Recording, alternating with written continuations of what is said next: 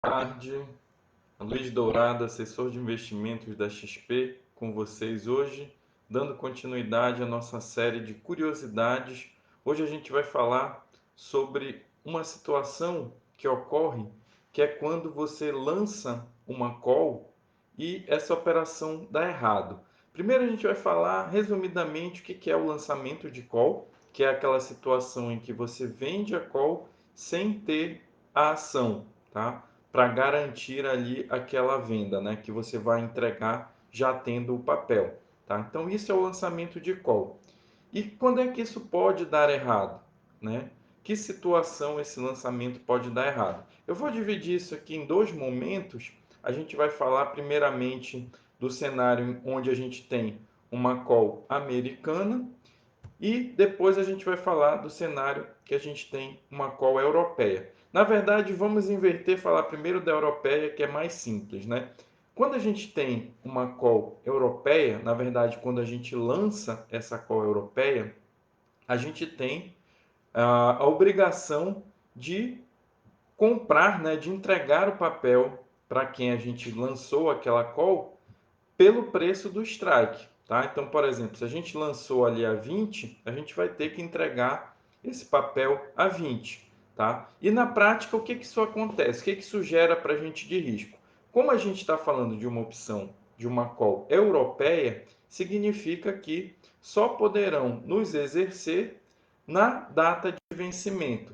Isso quer dizer o quê? Que eu posso fazer o lançamento, tá? E entre a data que eu fiz esse lançamento e a data do vencimento, ninguém poderá me exercer, tá? Então isso tira um primeiro risco aí, que é o risco do exercício antecipado. Então o que pode dar errado quando eu faço essa operação? Se eu esperar até o vencimento para resolver esse problema, o que vai acontecer? Bom, supondo aí que eu seja exercido, né? Nesse caso aí que o strike era 20, vai entrar 20 reais na minha conta, né? E eu vou ter que usar esses 20 reais, mais um dinheiro que eu tenha, que a gente não sabe de antemão quanto vai ser, para comprar o papel e entregar para outra parte, né? Então vamos lá. Se o papel foi para 23, eu vou ter que ali vou receber 20 na minha conta e vou ter que colocar 3 reais a mais do meu bolso, que vai ser o meu prejuízo, evidentemente, para que eu compre o papel e entregue para a pessoa, certo? Então, na opção europeia, isso só vai acontecer na data de vencimento, mas funciona exatamente dessa forma. Bem, mas e aí? Se eu não quero, de repente, passar por essa situação, se eu quero, de repente, prorrogar essa minha operação, o que eu posso fazer? Eu posso fazer a chamada rolagem, que nada mais é do que eu pegar aquele contrato que eu lancei, comprar de volta, ou seja, tirar de circulação ali do mercado e lançar um contrato que vence no mês seguinte ou daqui a 2 meses, qualquer coisa do gênero. Porque nesse fenômeno aí, eu vou receber novamente um dinheiro, vou pagar o que eu estava devendo ali, né, que a minha operação estava dando errado, e vou seguir nessa operação. É uma possibilidade, né? Então, quando dá errado, pode acontecer isso, pode acontecer de você ser exercido, né? Ou pode acontecer de você encerrar antecipadamente a operação. O que é o encerrar antecipadamente? Vamos lá. Você vendeu a opção quando o papel estava em 20 reais, né? O papel passou para 21, a opção naturalmente se valorizou. Você vai lá, por exemplo, a opção está valendo 1,50, supondo aqui, né? Você vai lá, paga 1,50 e sai da operação, tem o seu prejuízo, talvez lucro, né? Provavelmente vai ter prejuízo nesse caso, e aí você encerra a operação. Perfeito. Tá, falei do cenário ali da opção, né, europeia. O que muda para a opção americana? A mudança aqui ela é praticamente aqui irrisória. Por quê? A única diferença entre a opção americana e a opção europeia é que a americana ela vai esse fenômeno aí de você ser exercido eventualmente, que é um dos riscos da operação que a gente colocou, ele pode acontecer a qualquer momento. Então a gente poderia dizer que no lançamento de uma call americana, a gente tem um risco a mais, que é a possibilidade da gente ser exercido a qualquer momento.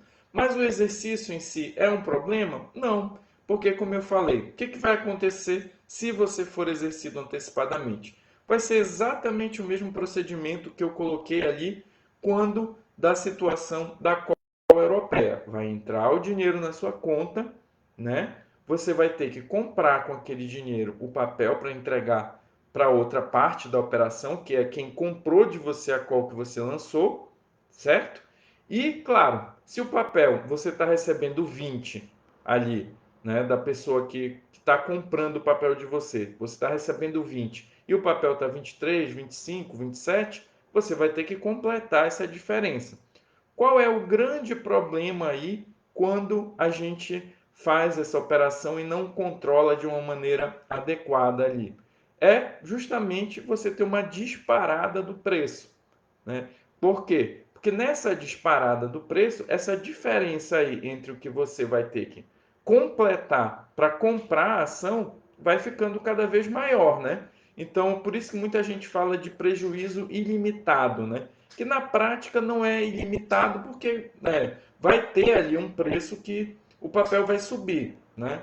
Claro, a gente não sabe quanto é, né? Esse ilimitado é muito mais incerto do que propriamente ilimitado, né? Pode ser que seja o papel vá para 25, pode ser que o papel vá para 30, né? A gente não sabe.